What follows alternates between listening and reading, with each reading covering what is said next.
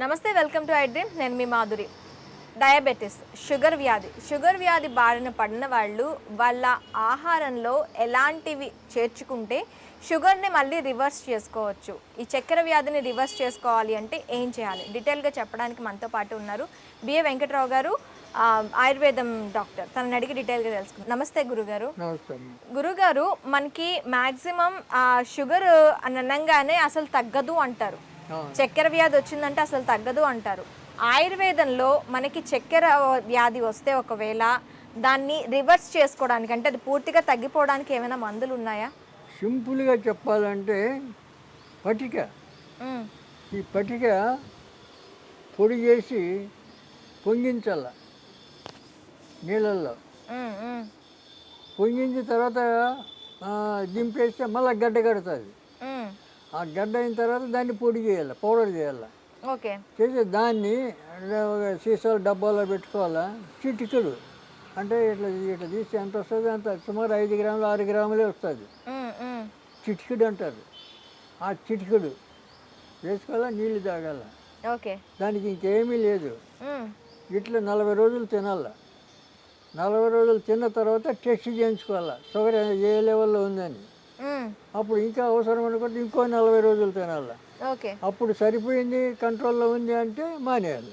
అంటే స్పటిక అంటే మనకి నార్మల్గా బయట దొరికే తీపి పట్టిక లేకపోతే ఉప్పు పట్టిక? అదే పట్టిక ఒకటే రకం ఉంటుంది. తీపి పట్టిక వేరేగా ఉంటుంది కదా, కండ చక్కెర అంటారు. కండ చక్కెర అది వేరు, పట్టిక ఇది ఉప్పు.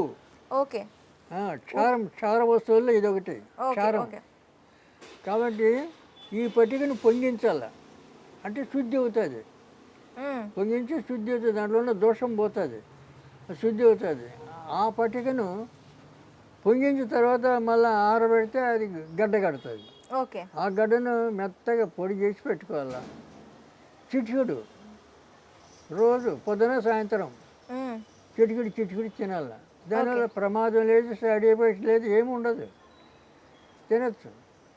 సింపుల్ అది, తగ్గిపోతుంది. మేము 21 మూలికలతోటి ఒక ఫార్ములా తయారు చేసాం ఈ షుగర్కే.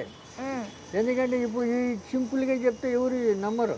అవును, వాళ్ళకి డౌట్ వస్తుంది. అవును, దాంతోనే పోతుందా, దాంతో పోతే ఇన్ని హాస్పిటల్కి ఇన్ని మందులు ఎందుకు అని అంటారు. కానీ పోతుంది, నమ్మల్లా. ఏదైనా నమ్మకంతో పని అవుతుంది. అవును, ఇక నమ్మనప్పుడు మేము 21 మూలికలు కలిపి చేసినాం. అవి పొడి చేసి మేము క్యాప్సూల్లో పెట్టి ఇస్తాం. ఓకే, హాస్పిటల్ ఇస్తాం. అవి ఇస్తే దాని మీద కాస్త వాళ్ళకు భరోసా. ఇక దానికి ఛార్జ్ అవుతుంది కదా, అది చెప్తాం. ఇంట్లో ఉచితంగా చేసుకునేది ఏది వద్దు, డబ్బులు పెడితేనే నమ్మకం. లేకపోతే ఒట్టిగా ఇచ్చినామనుకోండి, ఊరికే ఇస్తే అదేం పని చేస్తుంది, ఊరికే ఇచ్చాడు ఇట్లా మాట్లాడతారు, తేలిక అయిపోతుంది. అలా కాదు. ఇప్పుడు అది ఆ రకంగా మేము క్యాప్సూల్ ఇస్తాము. తర్వాత ఇంగ్లీకి రసాయనం అని దాన్ని శుద్ధి చేసి అదొక మాత్ర, కంది గింజంత మాత్రలు ఉంటాయి.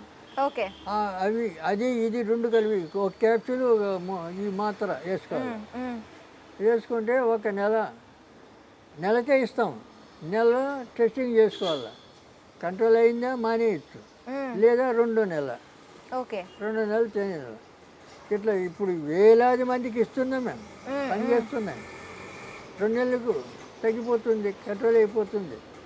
అంటే షుగర్ పూర్తిగా పోనవసరం లేదు. అది కంట్రోల్ అయిన తర్వాత మళ్ళీ వేసుకోవాలంటారా? మళ్ళీ జన్మలో రాదు, రాదు. కాంబినేషను చాలా గొప్ప మూలికలన్నీ కలుపుతాం, దాన్ని మళ్ళీ రాదు. ఇప్పుడు ఆయుర్వేదంలో ఏ రోగమైనా తగ్గిందంటే అది మళ్ళీ రాదు, ఇది గుర్తుంచుకోండి. ఆయుర్వేదంలో అలోపతి అట్లా కాదు, టెంపరీ, అప్పటికప్పుడు పనిచేస్తుంది. అవును, తర్వాత అది కంటిన్యూగా వస్తూనే ఉంటుంది. కాబట్టి ఇక అందువల్లనే ఇంత బలవత్తరంగా ఉండాలని చెప్పి మేము అట్లా తయారు చేసి పెట్టాం. ఓకే, సింపుల్గా ఎవరైనా చేసుకోండి, మీ ఇష్టం అని చెప్తాం. పైసలు ఖర్చుగా వేరే హాస్పిటల్కి పోయే అవసరం లేదు. ఇప్పుడు మేము అదే నాటు వైద్యం అనే పుస్తకం రాశాం కదా, ఆ పుస్తకాలు అన్నీ ఇటువంటి చిట్కా వైద్యాలన్నీ ఉన్నాయి. ఓకే. ఆ పుస్తకం ఇంట్లో ఉంటే దాన్ని చదివి ఆ రకంగా ఉపయోగించుకోవచ్చు. మరి ఇప్పుడు మాట్లాడితే అంటే పరిగెత్తారు హాస్పిటల్కు. అది తప్పది.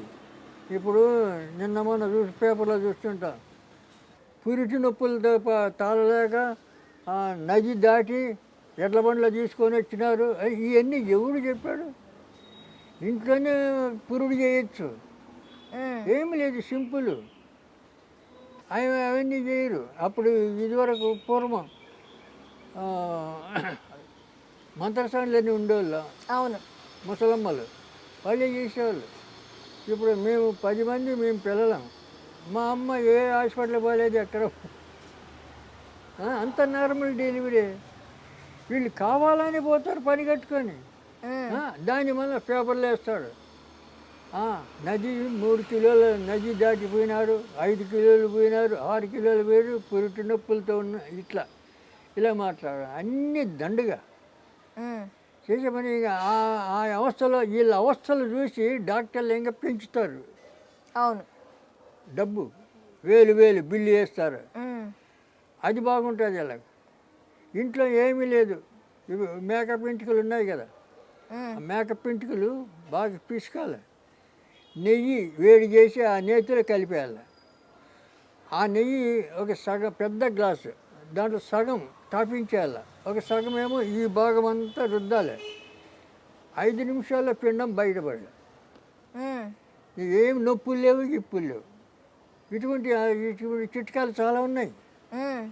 మరి ఎందుకు పరిగెత్తారు అంటే పరిగెత్తాడు. బండ్లు కట్టుకొని పోయినాం, మోసుకొని పోయినాం, సైకిల్ మీద తీసిపోయినాం. ఎవడు చెప్పాడు నిన్ను బొమ్మని? ఇది చేసుకోవచ్చు కదా, చెయ్యరు.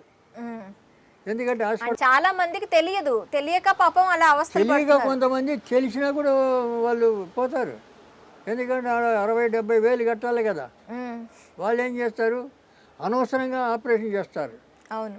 చిన్న ఆపరేషన్ పెడతారు, అనవసరం.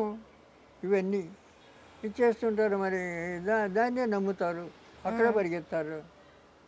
వాళ్ళు మనం చెప్పినా కూడా వినరు. అట్లా అప్పుడు ముసలమ్మలు ఉండేవాళ్ళు, వాళ్ళు ఏ బాధ లేకుండా కాన్పు చేసేవాళ్ళు ఊర్లల్లో. ఇప్పుడు ఊర్లలో పెద్దవాళ్ళు కూడా ఎవరు కనపడరు కదా. అవును. వాళ్ళు ఉండనీరు అక్కడ, అంత పంపించేస్తున్నారు. ఓకే గురువు గారు, థ్యాంక్ యూ వెరీ మచ్.